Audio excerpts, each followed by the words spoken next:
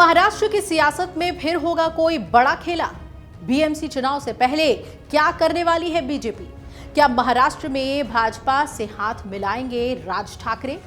आइए हम आपको बताते हैं आखिर ये सभी सवाल क्यों उठ रहे हैं। दरअसल सवाल इसलिए उठ रहे हैं क्योंकि अभी हाल ही में देवेंद्र फडणवीस और राज ठाकरे की एक सीक्रेट मीटिंग हुई है, जिसे लेकर कई तरह की चर्चाएं शुरू हो गई हैं। ऐसे में सवाल ये भी उठता है कि आखिर सीएम देवेंद्र फडणवीस ने राज ठाकरे से मुलाकात क्यों की। तो आइए आपको बताते हैं क्या है इसके सियासी मायने। साथ ही आपको ये भी बताएंगे कि देवेंद्र फडणवीस और राज ठाकरे की ये मुलाकात कहां पर हुई है।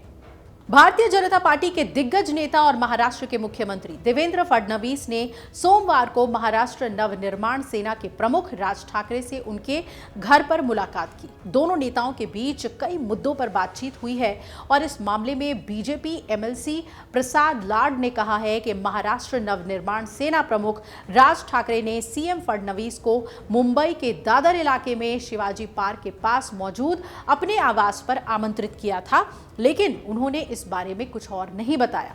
अब आपको बता दें कि ये मुलाकात खास इसलिए थी क्योंकि देवेंद्र फडणवीस खुद राज ठाकरे के घर उनसे मिलने पहुंचे। और इतना ही नहीं, महाराष्ट्र का नया सीएम बनने के बाद देवेंद्र फडणवीस की राज ठाकरे से ये पहली मुलाकात भी थी। मनसे और बीजेपी के बीच बढ़ती दूरियां जग जाहिर हैं। भाजपा और मनसे की विचारधाराएं भले ही एक जैसी हो, लेकिन चुनाव के साथ दोनों के बीच नजदीकियां बढ़ती या घटती नजर आ रही हैं। राज ठाकरे ने 2024 के लोकसभा चुनाव में बीजेपी को समर्थन दिया था, लेकिन इसके बाद ठाकरे की पार्टी ने पिछले साल नवंबर में राज्य विधानसभा चुनाव अपने दम पर लड़ा था। मनसे विधानसभा चुनाव में एक भी सीट नहीं जीत पाई थी। हालांकि ऐसा माना जा रहा है कि आने वाले समय में बीएमसी के चुनाव को लेकर ही दोनों नेताओं की मुलाकात हुई है। अब फडणवीस और राज ठाकरे की मुलाकात के बीच खबरें ये भी आ रही हैं कि महाराष्ट्र के उप मुख्यमंत्री एकनाथ शिंदे महायुति के भीतर बीजेपी के आक्रामक चुनावी रवैये से नाराज हैं। फिलहाल महायुति गठबंधन में भारतीय जनता पार्टी, अजीत पवार के नेतृत्व वाली राष्ट्रवादी कांग्रेस पार्टी और एकनाथ शिंदे के नेतृत्व वाली शिवसेना शामिल है। लेकिन बीजेपी बीएमसी चुनाव में राज्य में 100% जीत हासिल करने की रणनीति पर काम कर रही है और इसी वजह से वो छोटे दलों जैसे कि मनसे उन्हें अपने साथ जोड़ने के प्रयास में जुट गई है। दरअसल महाराष्ट्र के 27 नगर पालिकाओं में चुनाव कराए जाने हैं, जिनमें बीएमसी भी शामिल है और इसके अतिरिक्त हाल में बनाए गए 2 नए नगर पालिका में भी पहला चुनाव होना है। स्थानीय निकाय चुनाव न कराए जाने के कारण सभी नगर पालिका में प्रशासन का काम सरकार द्वारा नियुक्त एडमिनिस्ट्रेटर करते हैं। अब बीजेपी मनसे के गठबंधन की संभावना तो है, लेकिन विधानसभा में चुनावी हार के बाद महाराष्ट्र के सियासी गलियारे में पुरानी शिवसेना को मजबूत करने के इरादे से दोनों चचेरे भाइयों यानी कि उद्धव और राज ठाकरे में फिर से एक साथ आने की मांग भी उठ रही है। दिसंबर में पारिवारिक शादियों में उद्धव और राज ठाकरे की एक साथ मौजूदगी के बाद इस तरह की चर्चाएं उठी हैं। अब आपको बता दें कि 17 साल पहले राज ठाकरे ने उद्धव ठाकरे से अलग होकर महाराष्ट्र नवनिर्माण सेना का गठन किया था। 2009 में चुनावी राजनीति में प्रवेश करने के बाद ये पहली बार है जब राज ठाकरे की पार्टी एक भी सीट जीतने में नाकाम रही है। 2009 में पहली बार हुए चुनाव में पार्टी ने 13 सीटें जीती थी। राज्य की 288 विधानसभा सीटों में से एमएनएस ने 2014 और 2019 के चुनाव में एक-एक सीट जीती थी। 2019 के चुनाव में उन्होंने राज्य की कुल 288 सीटों में से 100 सीटों पर अपने उम्मीदवार उतारे थे और महज एक सीट पर ही पार्टी को जीत मिली थी। वहीं 2024 के विधानसभा चुनाव में पार्टी को एक भी सीट पर जीत नहीं हासिल हुई।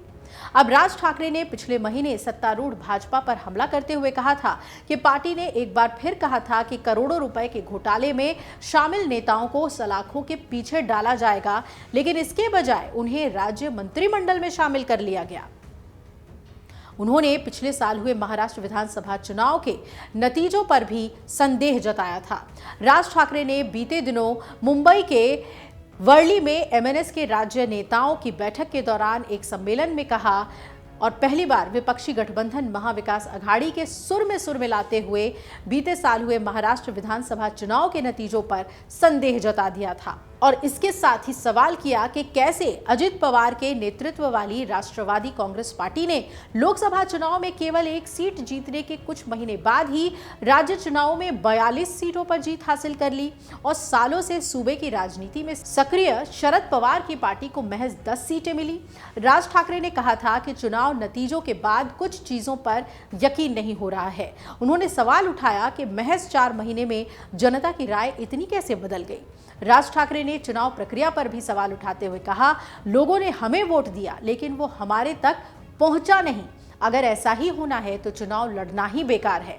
राज ठाकरे ने अपने बयान में यह भी कहा था कि विधानसभा चुनाव परिणाम के बाद राज्य में अलग ही तरह का सन्नाटा पसरा था। ऐसा सन्नाटा कभी नहीं देखा। रिजल्ट के बाद जीते हुए कई लोगों ने मुझे फोन किया, उन्हें भी अपनी जीत पर भरोसा नहीं हो रहा था। मनसे प्रमुख राज ठाकरे ने कहा था कि लोगों ने हमें वोट दिया है लेकिन वो वोट हम तक नहीं पहुंचा, गायब हो गया। अगर ऐसा होता है तो चुनाव ना लड़ना ही ठीक है। हालांकि भाजपा ने राज ठाकरे पर पार्टी के बारे में गलत जानकारी पेश करने का आरोप लगाया था और दावा किया था कि वो कभी भी बातचीत या समायोजन की राजनीति में शामिल नहीं रहे। मनसे प्रमुख ने 2024 के लोकसभा चुनाव में भाजपा को समर्थन देने की बात कही थी। हालांकि ठाकरे की पार्टी ने पिछले साल नवंबर में अपने दम पर राज्य विधानसभा चुनाव लड़ा था लेकिन एक भी सीट जीतने में असफल रही थी। अब आपको बता दें कि महाराष्ट्र विधानसभा चुनाव में महायुति गठबंधन को बड़ी जीत मिली है। महायुति ने 288 में से 230 सीटों पर जीत दर्ज की और बीजेपी 132, शिवसेना 57 और एनसीपी 41 सीट जीतने में कामयाब रही। इसके अलावा लोकसभा चुनाव में अच्छी खासी सीटें जीतने वाली महाविकास अघाड़ी की भी विधानसभा चुनाव में हालत खराब दिखाई दी। महाविकास अघाड़ी गठबंधन महज 49 सीटों पर सिमट कर रह गई और कांग्रेस 16 सीटें, शिवसेना यूबीटी 20 सीटें और शरद पवार की एनसीपी सिर्फ 10 सीटें ही जीत पाई थी। लेकिन अब सवाल ये कि अगर राज ठाकरे मुलाकात कर रहे हैं फडणवीस से तो आगे अब और क्या पक रहा है। राज ठाकरे क्या अपना समर्थन बीजेपी को दे देंगे बीएमसी के चुनाव में या फिर अपने भाई की तरफ एक साथ आने की कोशिश करेंगे। ठाकरे परिवार को एक साथ लाने का फायदा बीएमसी चुनाव में लेने की कोशिश करेंगे। इस पर तो नजर बनी रहेगी। अमर उजाला जीवांजलि के सारथी की मदद लें और महाकुंभ में स्नान जरूर करें।